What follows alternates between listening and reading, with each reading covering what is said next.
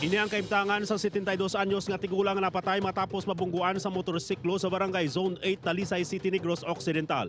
Nagatabok sa dalan ang biktima nga si Gloria Guanzon sang Zone 15, Talisay City sa mabungguan sa motorsiklo nga ginamaniho ni Arnel Guada sang Alicante, Ibi, Magaluna, Negros Occidental.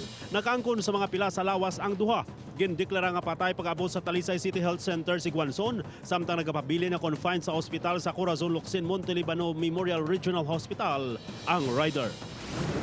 Duha ka ginatudlo-durugista ang gindakop sa bypass operation sa Lawaan Rua City Capiz sa tingog nga pwersa sang PDEA Capiz kag Station Drug Enforcement Team sang Rua City PNP.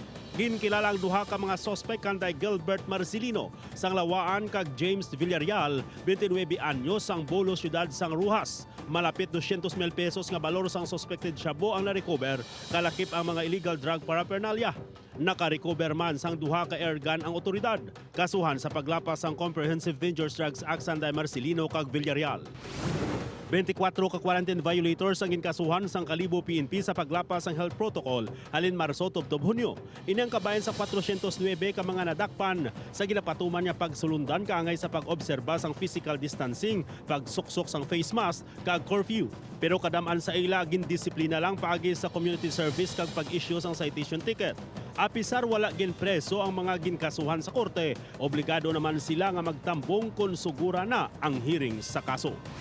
Napasakan ang kaso nga murder sa manghod nga nagpatay sa iya 50 anyos nga magulang. Madumduman na tabo ang insidente sa barangay San Francisco Sur, Tibiao, Antique. Nagligad nga simana. Ginlampusan sang kahoy sang manghod nga si Melberto Cervancia ang iya magulang nga si Edwin. Nagwa sa investigasyon nga una ginlagas ang sospek ang 18 anyos nga bata sang biktima apang nakapalagyo gani ang amay ang napuruhan. Wala sa masugid ang malapit nga himata nga may tima-tima ang mag-utod nga mangin kausa sang pagpatay.